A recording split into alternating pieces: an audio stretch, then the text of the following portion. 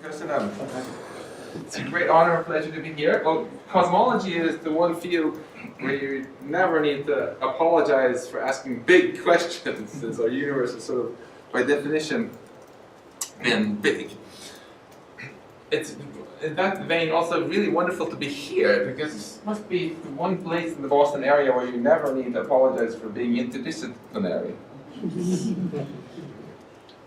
So in this period, I'm going to be talking about artificial intelligence from a very interdisciplinary perspective, particularly through the lens, very much through the lens of physics and science. So let's begin on a large scale here. So 13.8 billion years ago, something pretty weird happened. We have no idea what exactly what it was or why it happened, but we have a nice name for it. We call it our Big Bang. Gradually, we managed to put together a pretty compelling story of what happened since then, though, because here we have a lot of data. We know that during these 13.8 billion years, our universe has gradually transitioned not only from hotter to colder and from denser to more rarefied, but in particularly from being really boring to being very, very interesting. Gradually even spawning self-aware little parts that we call conscious us, looking around at our universe and trying to make sense of it. Now, the very first life that occurred on Earth over 3 billion years ago, it was very boring stuff that I call life 1.0, because it was really dumb. It couldn't learn anything during its lifetime. Simple algorithms encoded in this network here, right, are hard-coded in its DNA. We, on the other hand, I call us life 2.0 because we can learn, which in nerdy computer speak you could describe as designing your own software. So Laszlo grew up not having English as his mother tongue, right? He spoke Romanian and Hungarian, but then he decided, hey, I should upload an English module. And so have most of you here in this room. And it's this ability to design your own software which has enabled cultural evolution and which has enabled Homo sapiens to become the dominant life form on this planet. Right? Life 3.0, which can design not just its own software, but also its own hardware, doesn't exist yet, of course, but it seems like maybe we're drifting a little bit in that direction. We can put in artificial knees, cochlear implants, pacemakers, and so on, and we'll talk a lot more about the future shortly. Now, if you look from a lens of physics at a conscious person, right, she's just food, rearranged. And if you look more carefully at the food here, that's just elementary particles, electrons and quarks, arranged in some particular pattern. And this begs the question, how can something so simple do something so interesting as being intelligent and conscious? More specifically, what do we mean? What do we even mean by a blob of matter doing this kind of mental stuff that we associate with intelligence? What does it mean that a physical blob of stuff, a quark blob, remembers things, computes things, learns things, experiences things, and so on? Let's look at the simplest of these mental tasks or traits first. Let's look at remembering. What does it mean that a physical object remembers something, that it's a memory device? Well, this one is pretty straightforward. If you have a ball, for example, that you can put in an egg crate, which has 16 minima in it, right? Even if it's in an environment with noise and so on, it will tend to stay in the same valley that you put it in. So it can remember a number between 1 and 16 this way. And if you instead have a system with only 2 energy minima, you can remember a single bit of information, and of course just 4 of those will encode the same amount of information as that thing. That's the typical engineering solution we use. We build systems that can be in 2 ways. And what's been so striking is when we look at the past century here of memory devices is that the substrate that you use for remembering things doesn't really matter conceptually at all. Right? Anything with a long-lived state is a memory device. My gold ring here, if I forget my anniversary date, it's still there. But if I were to engrave it on the surface of a pond or something, it would be gone in a second. But there are very many different ways, physical systems, where you can create some sort of energy landscape with many stable minima. And as the engineers and computer designers have continuously swapped out what's under the hood, people who wrote the programs didn't even need to care. They just noticed that things kept getting faster and cheaper. So memory information is, in this sense, substrate independent. It kind of can take a life of its own, independent of what happens under the hood. So, switching from remembering, what about computing? What does it mean that a blob of stuff computes something? Well, computation is about evaluating functions. If you have I think of a function as a box where you put something in, turn it crank, something comes out, right? It might be a very simple function like squaring numbers, but it could be complicated. If you have a function where you put in the chess position and it outputs the absolutely best move always, you could go and win the world computer chess championship with that. Or if you put in the stock market and it comes out with the best possible thing to buy, you wouldn't be here right now, you would be off making a killing. Or if you put in a bunch of numbers representing the color of the pixels in an image and it tells you what it is, there are other AI competitions you could go to with this. From a physics point of view, a function is just something that transforms one memory state to another, right? So if you have a blob of stuff and you've come up with some way of encoding, thinking of it as a memory, you put it in one memory state, and then you built it in such a way that over time the laws of physics transform that into some other memory state. Now you have a system that computes. There are, again, very, very many different physical implementations that are pretty useful for this, and it's quite striking that there are some very, very simple building blocks, like basic atoms of computation. Like, for example, a little logic gate called the NAND gate. If you just have a huge box of these, by just putting them together in a clever way, you can compute. It's well known that you can compute anything. This is a device where you send in a 0 or a 1, and another 0 and a 1 here, and you get a 0 or a 1 out, right? And here I just drew a very silly implementation of a little device where the 0 or 1 is represented by switches, and here's a battery and an electromagnet that implements this. In your laptops and cell phones, it's usually done more like this with transistors. But there are so many ways you can do it, and the single most hard to read, but that makes sense of figure in the whole book, I think, must be this one. But I couldn't hold back my inner geek. I had to draw out how you can multiply numbers just using NAND gates, so please forgive me. But the more important fact I want to highlight is that computation also is substrate independent in the sense that it can take a life on its own. It doesn't really matter much. It will depend much on how you implemented it. There are many things in physics that are like this. For example, a wave. Raise your hand if you can hear me. Right, so that's because there's a wave, a sound wave going through the room. Now, you can study sound waves with a wave equation without even bothering to specify what it is a wave in. It's still the same equation. And when you have a wave that crosses a lake, not a single water molecule even crosses a lake. They're mostly going up and down. But the wave kind of takes life on its own. It can carry energy, it can carry information. Computation is very much this kind of thing. And that's why that has very much helped, again, the technology revolution in computation, where people have kept switching out the physical implementation of the computation from one paradigm to another. And the people writing the programs didn't care. And if you imagine that you're a future very, very intelligent and conscious character in a future computer game, right? You don't even care about whether your game is run on Mac OS or Windows or Linux.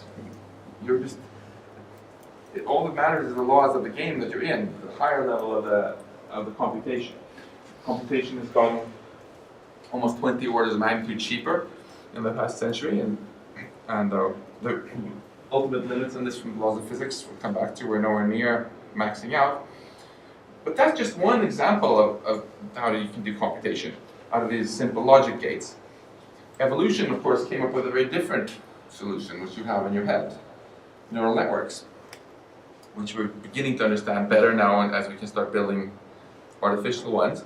And it turns out that this is also another kind of universal computation, where even if you have, our brain has many, many different kinds of neurons, but that turns out to be completely unnecessary, because even the artificial neural networks that now beat the best humans in chess and Go, they only need one standard oversimplified math neuron, single one, just connect them together in a good enough network, they can do these cool things. There's a theorem by Wernick and Sebenko from the 80s where they prove that pretty much any single kind of simple neuron can compute anything with the right network, just like NAND gates.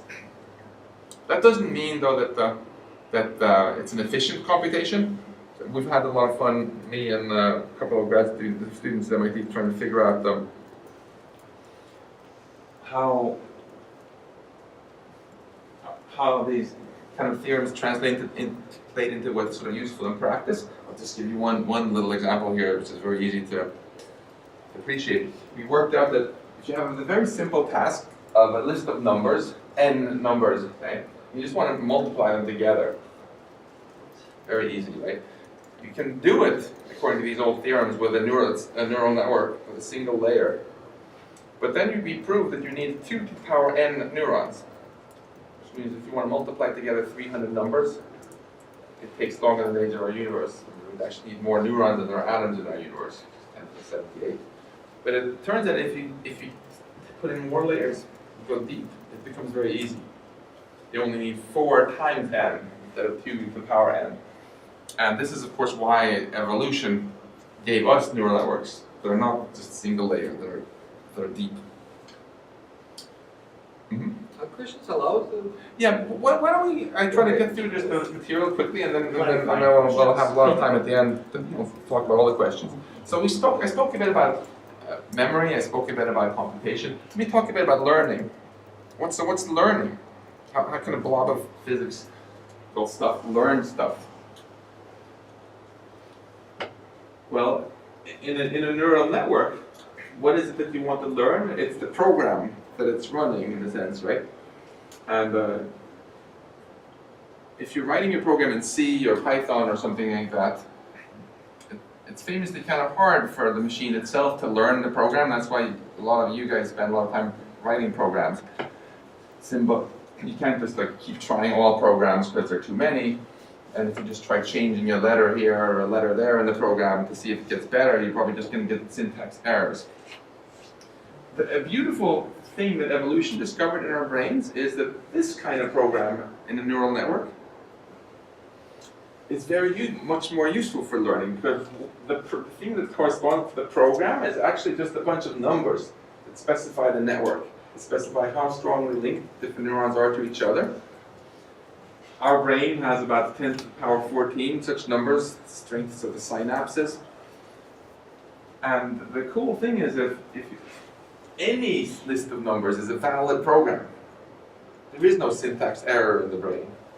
So if you think of the whole state of the brain as a single point in a 10 to the 14 dimensional space, you can just now try to optimize where you just move this point around to see if the brain gets better at playing tennis or whatever it is you're trying to learn. And all the usual optimization tools that we have, gradient descent and so on, can be used. So it's the fact that the programs of a neural network are differentiable. There's a smooth continuum of programs where every set of numbers is a valid program. That's turned out to be really key for the ability of neural networks to actually learn through training from data in a way that our digital computers with Python programs and so on cannot. And as I'll come back to, this has really been the key reason behind the great progress in AI that we've seen in recent years. So we've talked about how a blob of stuff what it means for it to remember, compute, to learn. What about intelligence? What does it mean for a blob of physics of stuff to be intelligent? What do we even mean by intelligence? Different people mean different things. I give a very broad definition of it in my book. It's just ability to accomplish complex goals. Ability to accomplish complex goals. Why do I give such a broad definition? Well, because I hate carbon chauvinism. This kind of attitude that you can only be smart if you're made of carbon atoms. And this definition is so broad it'll include all biological intelligence and also all sorts of artificial intelligence.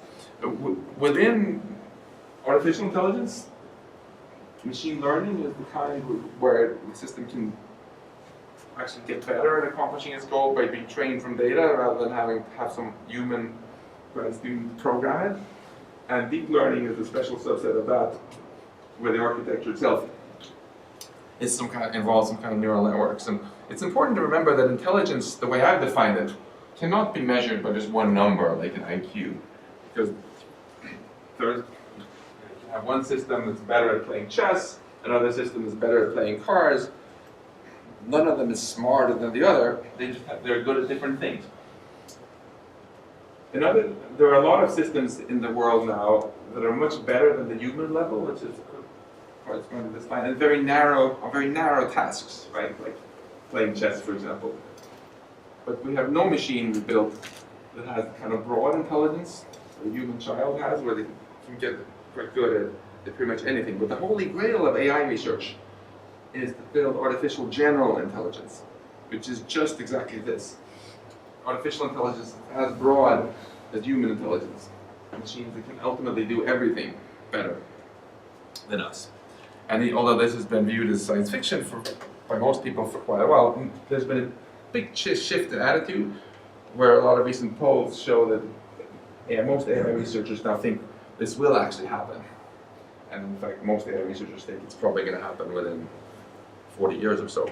So let's look a little bit about what's changed here. So if you look at earlier breakthroughs, like a couple of decades ago when Gary Kasparov got beaten out in chess by IBM's Deep Blue, this was intelligence that had been programmed in by humans who knew how to play chess really well, and basically beat him because it could think faster and it could remember more, right?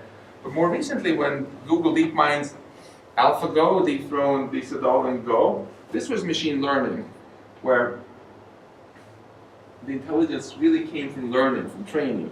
The original version of this had cheated. It had looked at vast numbers of Go games played by humans and learned from that. But most recently, just last December, right, they unleashed AlphaZero, where they took 3,000 years of millions of human Go games and books and poems, threw it all in the trash, and just let the system play against itself. And it became better than all humans, and including better than the earlier version of this that had already beaten the best humans. And the real kicker is they also managed to get basically the same software to become superhuman in the Japanese board game of Shogu and in chess.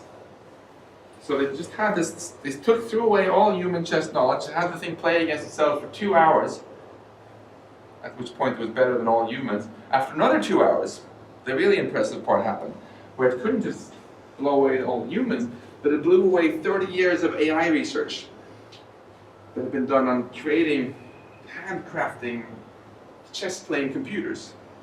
And it crushed Stockfish, the world's best chess-playing software, in a series of 100 games. It didn't lose a single one of them.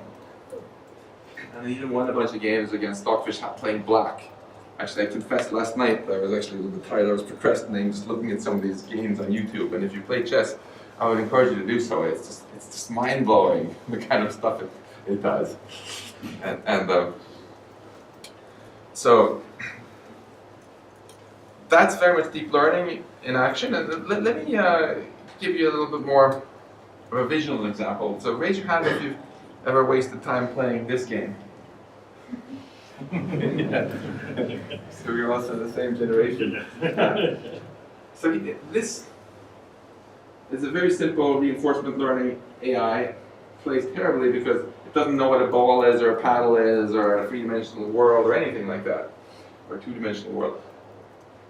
All of the input that this neural network gets is a bunch of numbers that specify the color of each pixel on the screen and a number that specifies a score. And then it's just doing random things, trying to figure out how to maximize the score. And by this time, it's already better than I am and never misses the ball. And the really fun thing was, after I've been training a little bit more, the discovered a trick which the people at Google DeepMind didn't know about, which is that if you drill a hole at the end side of the screen, and then it just shamelessly exploits this again and again with ruthless precision. So if you gave your iPad to a little 4-year-old and then they've never seen this before, and then you come back an hour later and she's playing like this, she's smart, she's intelligent, she's gonna go far. And this shows the power of a very simple algorithm, right? Just with a lot of computer horsepower thrown after it, where it learns by itself. Now, in addition to chess, which we talked about, and so the simple board game, what else can you do with these sort of techniques? After all, if you are a computer or a robot, you can think of life as a game, right? Where you get certain rewards, there's actions you can take, and try to play the game of life as well as possible. So what can these sort of simple algorithms do in the real world? For example, I've wondered for a number of years whether you could use this to teach a robot to walk from scratch. The answer turns out to be yes. This is what Google DeepMind managed to do just last summer. If you look at this here, this software had never seen a video of walking. It didn't know the concept of walking. The way human children cheat a little bit because they see others walking, right? It just, all it knows is the angles of all its joints, and it can control them. And then it gets a little reward every time it manages to locomote a little bit forward without falling down, and gradually it figures out stuff like this, both with bipedal motion and quadruped motion, and basically rediscovers a bunch of stuff that evolution had discovered before. Maybe even with somewhat similar algorithms.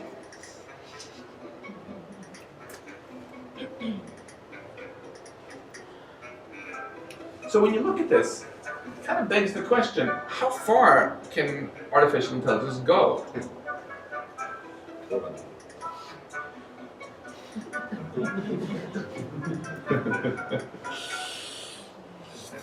The way I like to think about this is in terms of this landscape of tasks that you might have as goals to accomplish, where how high up you are represents how hard it is for a computer to do.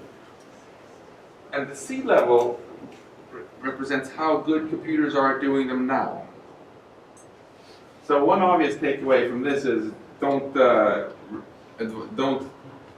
advise your friend to make careers like that. Because they're going to be the first to go and made it out of the job. But we have obviously a kind of global warming going on here in task space, right? Because the sea level is rising. And this begs the question, how far is it going to rise? There are still some quite famous and vocal AI researchers who say, oh, AI is going to fail ultimately. There's some things that AI will never do, or at least not for hundreds of years. Maybe not because it's physically impossible. They generally concede that it is, but maybe because they just think humans are too dumb, to figure out how to do it. But interestingly, there's been quite a shift where that's become a minority viewpoint now in the AI research community. As I said, most AI researchers think that everything is going to get flooded within a matter of decades. And if that happens, it really begs some very important questions. Like, okay, well, what about us? What's our role going to be if we're not necessary, if all tasks can be done, all our jobs, everything else can be done for 1 cent an hour in electricity cost or whatever by some machine? At the same time, of course, it doesn't have to be a bad thing. I love technology. Every way in which 2018 is better than the Stone Ages because of tech. And everything I love about civilization is a product of intelligence. So if we can use intelligence to amplify our own and solve our thorniest questions, this is a great opportunity for good. So I'm very interested in the question of how we can steer this technology to make this be the best thing ever rather than the worst thing ever to happen to humanity. And in that spirit, we started this nonprofit organization, which Laszlo mentioned, the Future Life Institute, where we actually have the word steer here in our mission statement. And our basic approach is we love technology, but we feel we can create an inspiring future for life with technology as long as we win this race between the growing power of the technology and the growing wisdom with which we manage the technology. But how do you win that wisdom race? In the past, we've typically won it by just learning from mistakes. That's been our strategy. We invented fire, screwed up a bunch of times, invented the fire extinguisher.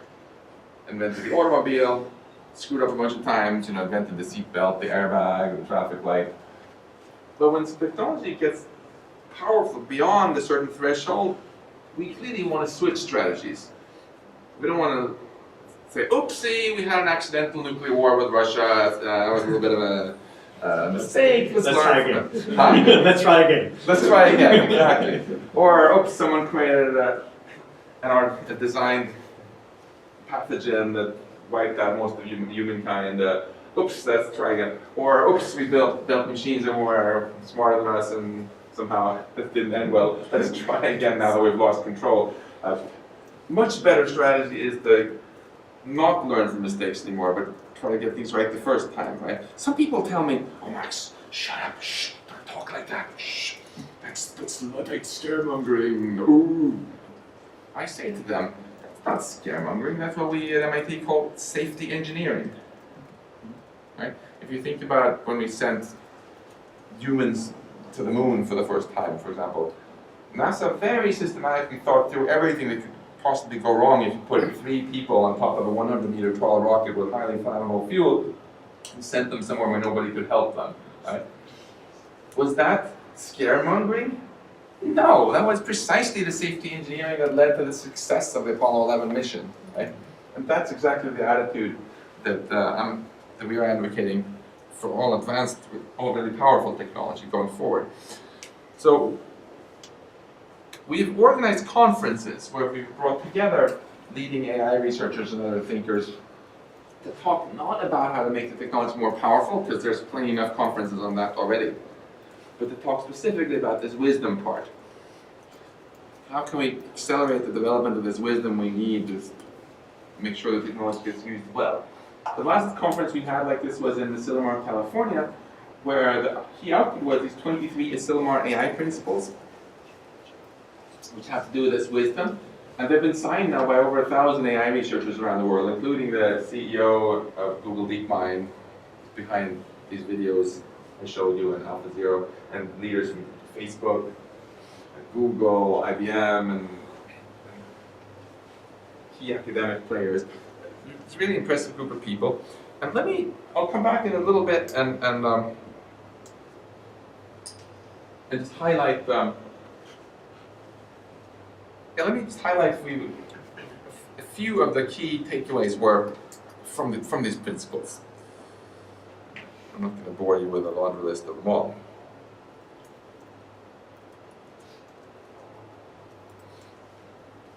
So first of all, there's this very strong consensus that we should try to have an international treaty to stigmatize and limit the lethal autonomous weapons, to not get an arms race in them.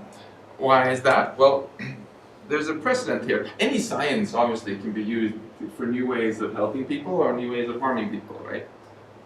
And if you just think for a moment, if you know anyone who does chemistry or biology, do you? Raise your hand if you do. Yeah. So are they working on biological weapons or chemical weapons, or are they mainly working on ways of helping people? New medicines, new materials, whatever. I'm pretty sure it's the latter, right? It's maybe related to why, yeah. And that's a wonderful thing, but it's very important to remember why that is. It didn't have to be that way, right? When you read about bad things in the news that have happened, think about the funny fact that it's pretty much never a bioweapon attack. Why is that? It's actually, it could have been very different. It became that way because the biologists of the world got together and pushed really hard around 1970 for the international ban on biological weapons, which came to place, and it stigmatized bioweapons so much that even despite quite a bit of cheating from various superpowers, they basically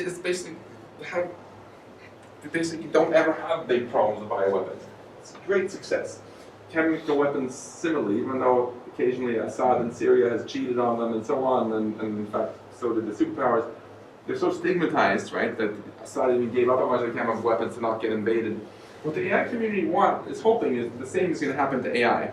So that in the future, when we think back about artificial intelligence technology, and you think about people you know working in AI, they're largely going to be working on ways of helping people with this technology, not ways of building new slaughter bots or assassination drones or whatever. Raise your hand if you saw this video called Slaughter Bots that we made. Yeah, I'm not going to inflict it on you now, but this was something we did together with Stuart Russell precisely to help increase the chances that AI can go the same way as chemistry and biology, become a science that's really focused on helping people. Another one of these Asilomar principles is that the great wealth that's being created, that will be created in the future from our AI, this massive growth of the overall economic pie should be shared well enough that the future becomes more like this than like this for most people. And I, for one, feel that if we can't figure out, if even while growing the overall economy, tenfold or more, we can't figure out a way of spreading this around so everybody gets better off, shame on us. A third Asilomar principle I want to highlight is the importance of AI safety research. So raise your hand if your computer has ever crashed. How did that feel? It's as annoying as it is if to lose 2 hours of work on one PhD thesis or whatever. That's nothing compared to what might happen as we now gradually put computers in charge of ever more of our physical infrastructure, our electric grid, our nuclear reactors, military systems, and so on. And we clearly need to up our game so that these things aren't buggy or hackable because they're buggy, because then all this great technology can be turned against us. And we also need to up our game even more if AI starts to progress towards artificial general intelligence, where you actually just start making machines as capable or more than us. So let me just show you a very short little video about some of the research that requires. Will artificial intelligence ever replace humans? Is a hotly debated question these days. Some people claim computers will eventually gain superintelligence, be able to outperform humans on any task, and destroy humanity. Other people say, don't worry, AI will just be another tool we can use and control, like our current computers. So we've got physicist and AI researcher Max Tegmark back again to share with us the collective takeaways from the recent Asilomar conference on the future of AI that he helped organize. And he's going to help separate AI myths from AI facts. Hello. First off, Max, machines, including computers, have long been better than us at many tasks like arithmetic or weaving, but those are often repetitive and mechanical operations. So why shouldn't I believe that there are some things that are simply impossible for machines to do as well as people? Say, making minute physics videos or consoling a friend. Well, we've traditionally thought of intelligence as something mysterious that can only exist in biological organisms, especially humans. But from the perspective of modern physical science, intelligence is simply a particular kind of information processing and reacting, performed by a particular arrangement of elementary particles moving around. And there's no law of physics that says it's impossible to do that kind of information processing better than humans already do. It's not a stretch to say that earthworms process information better than rocks, and humans better than earthworms, and in many areas, machines are already better than humans.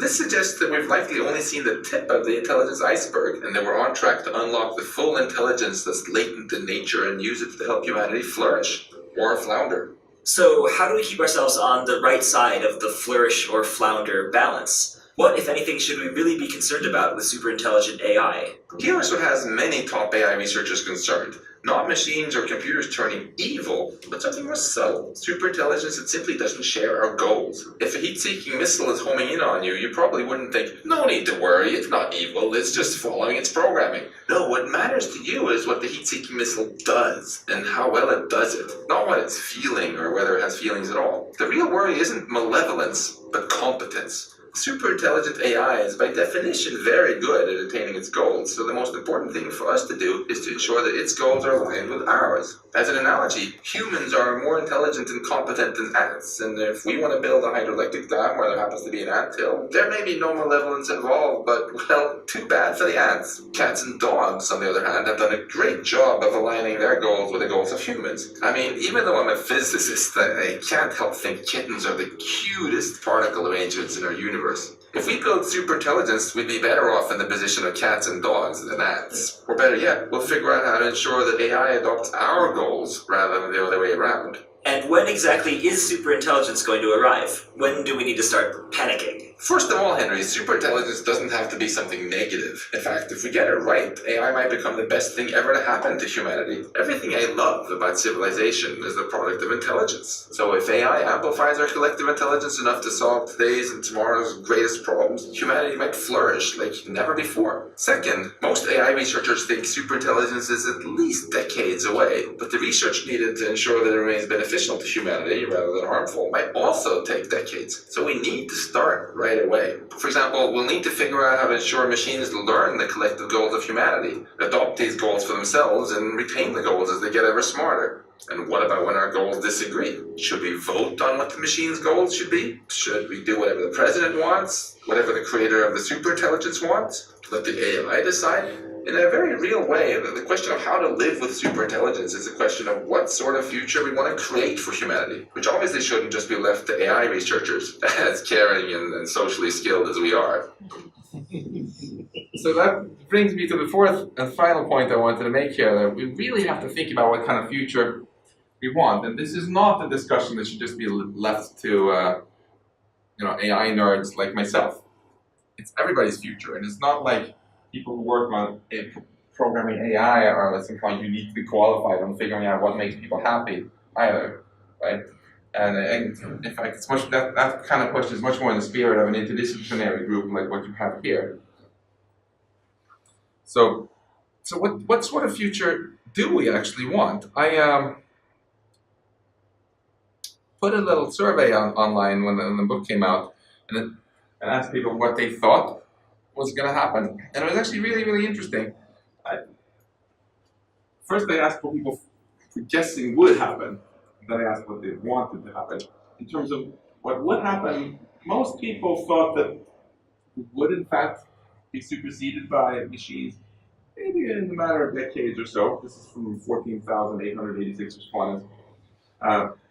Some people were convinced that this was going to be awesome. Some were convinced it was going to suck. Most people were in the middle here. And this is actually very similar to what sort of surveys show, what surveys have shown whether people are actually working on building AI. There's almost nobody who thinks this is going to happen within a matter of years. Very few people now think it's going to take more than a century, but there are some prominent techno-skeptics. There are some who are convinced that it will happen and it's going to be absolutely awesome, so we shouldn't spend any time worrying about it. Some people are convinced it's going to suck, so we shouldn't spend any time worrying about it either because it's predestined, we're screwed. But most people are actually in the middle here, where people think, yeah, it's probably going to happen in our lifetime, and it could be the best thing ever to happen to humanity or the worst thing ever, which is really maximally motivating when you think about it. Because then the interesting question becomes not should we worry or not, but the interesting question becomes what useful stuff can we do today to make sure that things become good, to maximize the chances that things become good. So, what do people want? We're very keen to hear what you want afterwards. Most people actually, in this survey, do want there to be superintelligence. AI is not just a little bit smarter than us, but actually dramatically smarter than us. Although there's definitely some who say no and some who aren't sure. When I asked people who should be in control, it was quite funny. Most people said both together, machines and humans. A lot of people said just humans should be in control of the machines. That was also about 10%. No. I don't trust the humans, only machines to be in charge. Even greater controversy happened when asked about consciousness.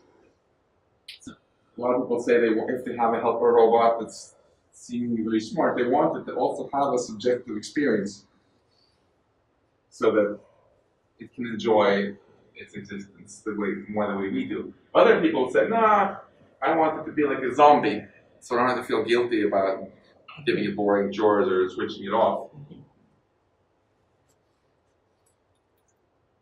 The thing that there was this broadest agreement around was that people wanted to be ambitious and not forever just rule out the possibility of life spreading off of Earth into our cosmos. There was a small minority who felt strongly about that. The biggest disagreement of all was the question of what sort of society would people want to create in the future with or without this sort of technology. So there are 12 scenarios there, which those of you who look at the book have seen in chapter 5. And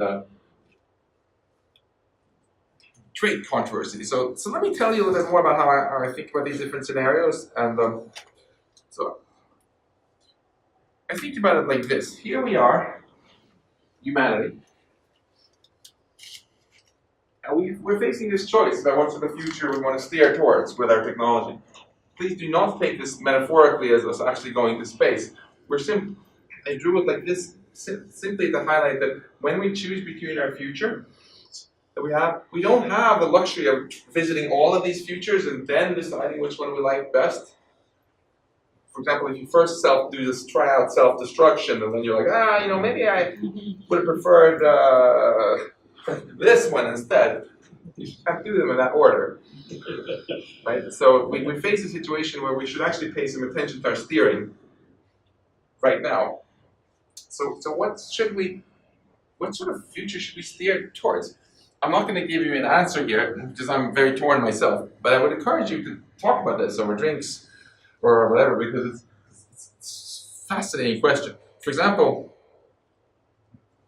the libertarian utopia was the one that got the second most votes of these scenarios. This is a society where this is a thought experiment where humans and cyborgs and uploads and superintelligence, they all coexist peacefully because of property rights. So it's ultimate libertarian capitalism.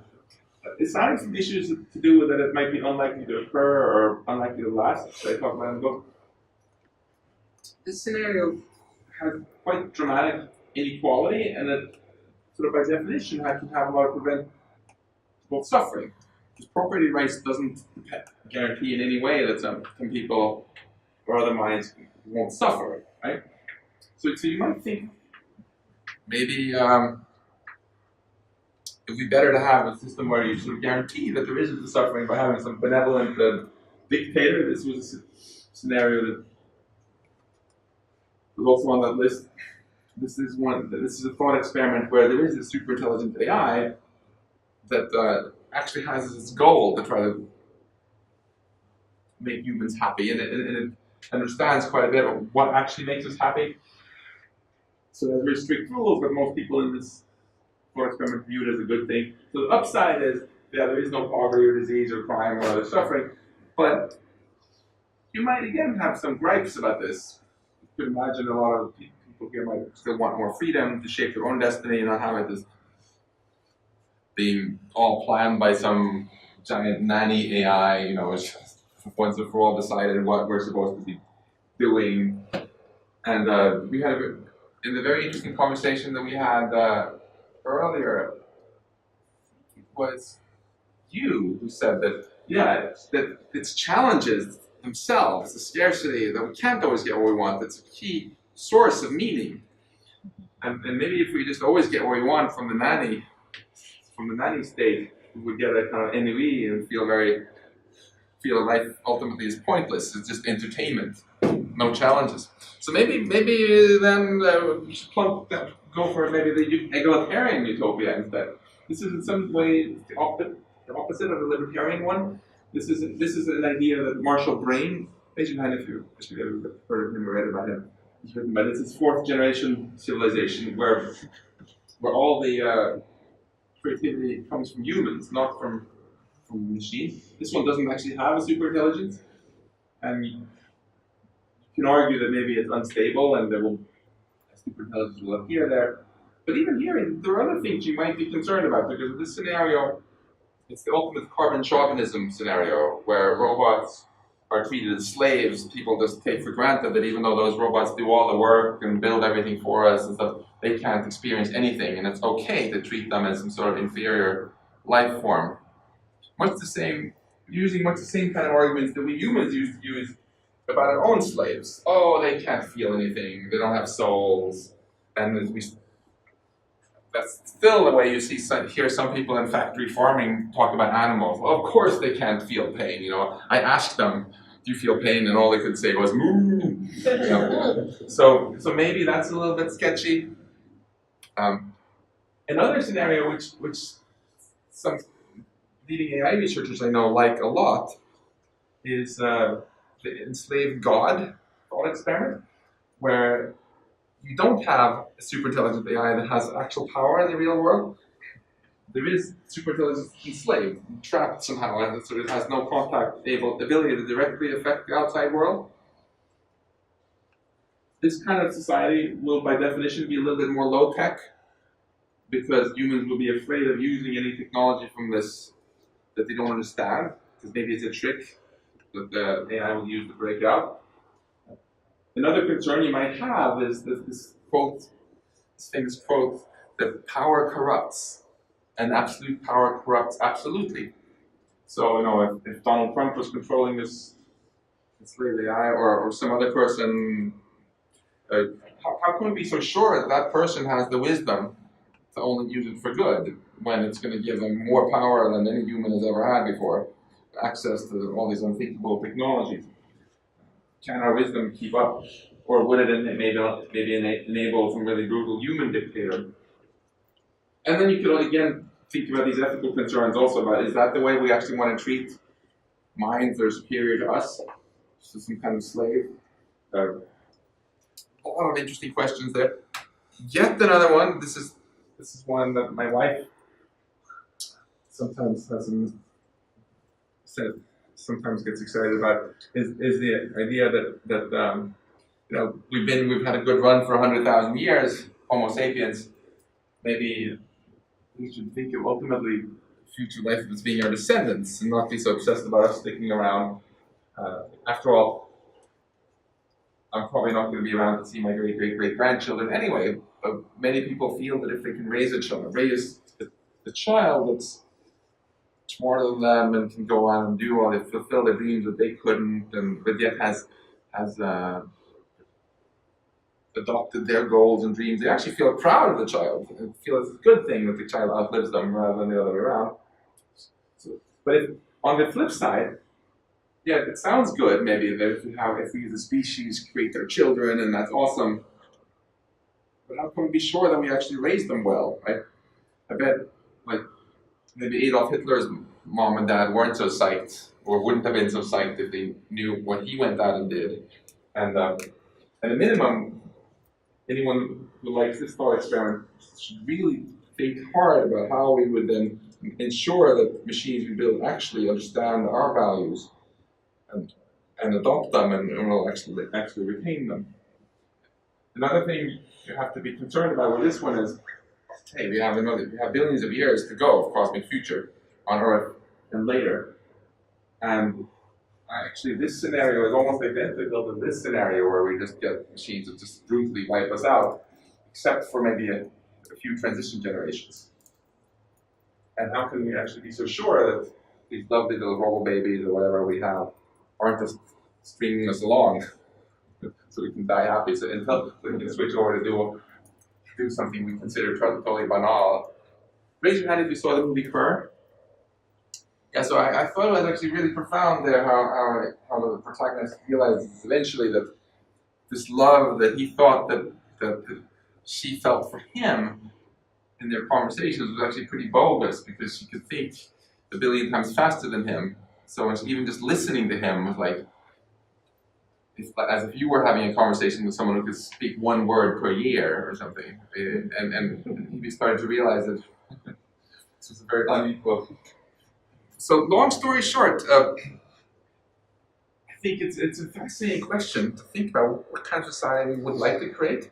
I think it's very obvious that there is an enormous potential to create something, to help life flourish with advanced technology.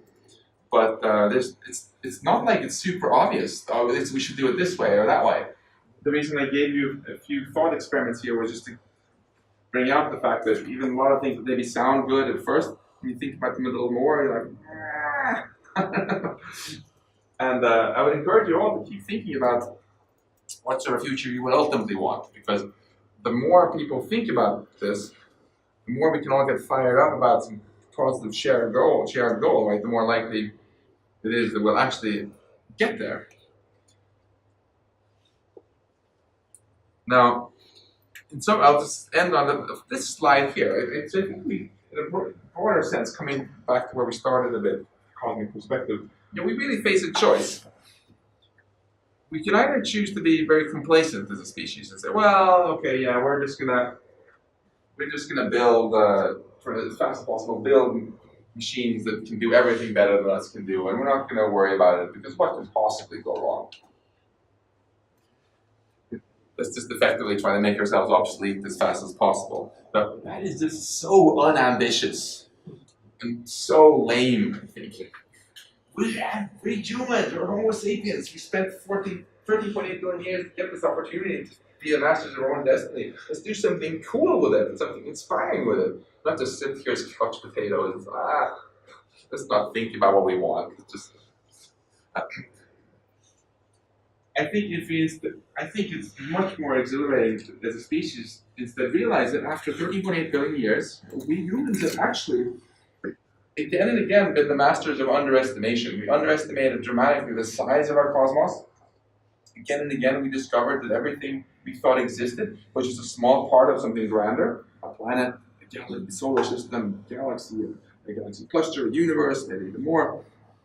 And most awesome of all, we didn't just underestimate the size of our cosmos, the physical potential for the future of life, but we had underestimated ourselves and underestimated our ability of our minds to understand stuff, right? People who looked out of their caves 10,000 years ago, they saw these little white dots in the sky. They probably talked about it, what they might be, but they probably still had this kind of sinking feeling in their stomach that we as a species were screwed. We would not only never be able to jump that high, but we would never really even know. But they underestimated us, right? Through human ingenuity of our minds, we've figured out what these little dots are now. And we figured out so much more about how our world works that we've even been able to use this to build technology to start affecting our world. And in the grand cosmic scheme of things, right, life is still an almost imperceptibly small perturbation on a seemingly lifeless, dead universe, but we now realize it doesn't have to be that way at all. On Earth, life has completely transformed this planet. It's really come alive. And we realize now that our universe also has the ability to come alive in a much more profound and grand way than so far. And maybe it's up to us on our little planet. So let's not just, my attitude is, let's not just be completely lame and unambitious. Let's realize, be grateful for how much potential we have to create an awesome future. And work hard together to create in a future that we find really, really inspiring. Thank you.